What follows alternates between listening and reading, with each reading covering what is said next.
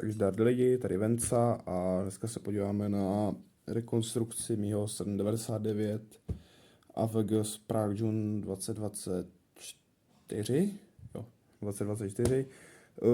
Byl to obří NR fail a zároveň obří sub 7 fail, protože jsem měl strašný nervy. Ale tak nebudu si stěžovat jak malý dítě a podíváme se na rekonstrukce. Scrambly budou v popisku.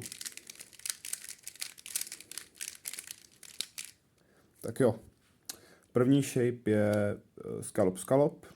Tracenul jsem Even, což je pro moje CSP špatný case, takže musím udělat jeden slice navíc, abych neměl paritu. Udělal jsem to takhle. Posunul jsem si vlastně tyhle ty tři a tě můžu takhle switchnout. Pak jsem to složil klasicky jako Scallop. Potom jsem dělal, zrovna tohle je jeden z mála OBL caseů, který znám. No, ne z mála, ale jeden z OBL caseů, který znám. Takže jsem ho udělal. Je to vlastně XX a jsou špatný. Je to vlastně jeden slice do Jam, což je 4sliceový alk.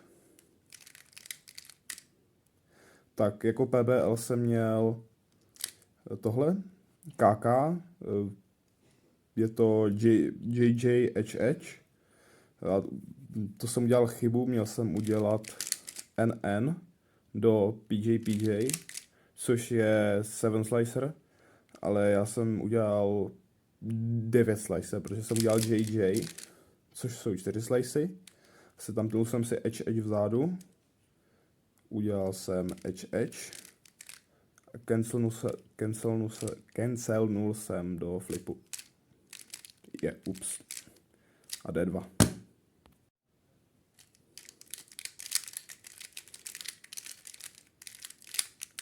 Tak jo.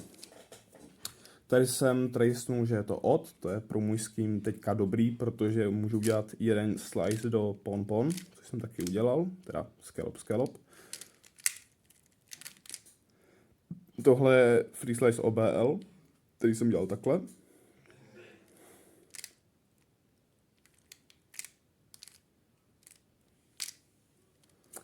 Tady jsem udělal lehkou chybičku, ale to vůbec nevadí. Udělal jsem PN, což je free slicer. A to mi dalo dole ZPerm, což je klasicky 6 slicer, ale musel jsem cancelnout do flipnutého baru. A to mi dalo 6,41 PR single. Z toho PR single jsem byl docela vystresovaný, takže v CSP jsem dokončil asi až na 12 sekundách inspekce, takže jsem byl docela vyklepaný a nervózní tenhle solve. Proto je to taky 11. Tracenul jsem Even, což je dobrý.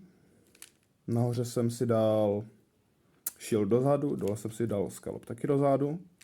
Spojil jsem tyhle ty dva páry, abych měl scallop. Zase složím klasicky.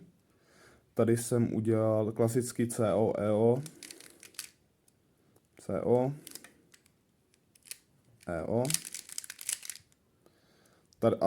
Tady jsem začal extrémně panikařit, protože jsem viděl, že mám,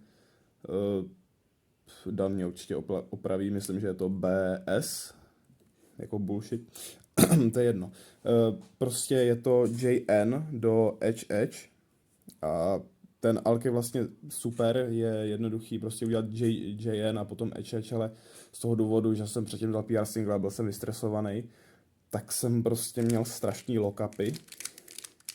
A ještě jsem udělal HH tak, že mi to ve spodu udělalo úperm, že jo. Jsem udělal úperm, U2, 11, no, nedá se nic dělat.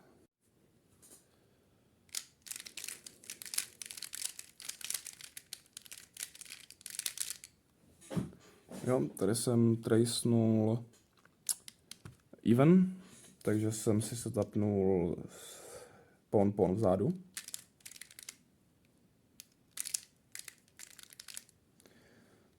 Tenhle OBL case znám, problém je, že ještě nejsem úplně nejlepší v rekovu, takže tady radši dělám doma CO, EO.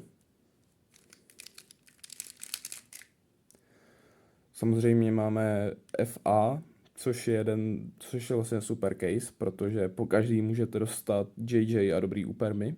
Záleží na tom, jestli si ten F-perm dáte takhle, nebo si ho takhle posunete. Takže já jsem udělal U2, D2, JJ. A ten nejvíc loky dobrý U-permy, co jsem v životě udělal. Byl jsem pořád ještě vystresovaný z té 11, takže jako je to 7,57, já se asi nebudu stěžovat, ale mohlo to být úplně v pohodě sub 7. Tak jo, nejvíc depresivní solve mojí tubing kariéry. Tak jo.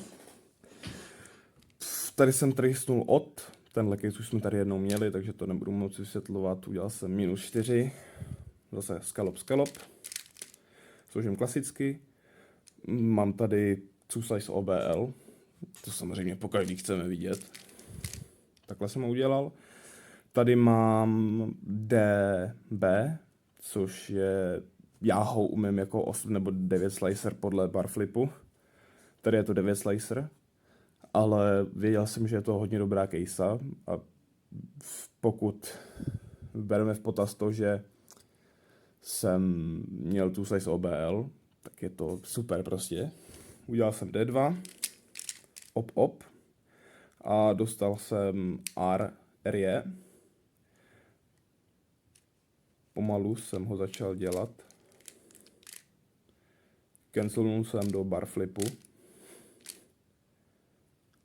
A prsteníčkem jsem takhle fliknul. Ale fliknul jsem málo. Takže když koska landnula, když jsem zastavoval timer, tak landnula. Tak se takhle otočila a měl jsem +2. 6,65 plus 2. Což by bylo 7,33 průměr z 5, národní rekord. No, co budu říkat, byl jsem hodně naštvaný kvůli tomu. Ale když jsem se dozvěděl, že je to sub 8, tak už jsem nebyl tak naštvaný, ale že jo, pořád jako, že jo, 7,33, jako prostě crazy, že jo, ale no, nebudu tady brečet, jak už jsem říkal na začátku videa. Jsem s tím spokojený, mohlo být úplně v pohodě sub 7, jako ty solution byly v pohodě, ale já jsem měl po každý prostě strašný loky, až snad na ten druhý solve, kde jsem dal ten PR single, to bylo docela v pohodě. Takže tak, no.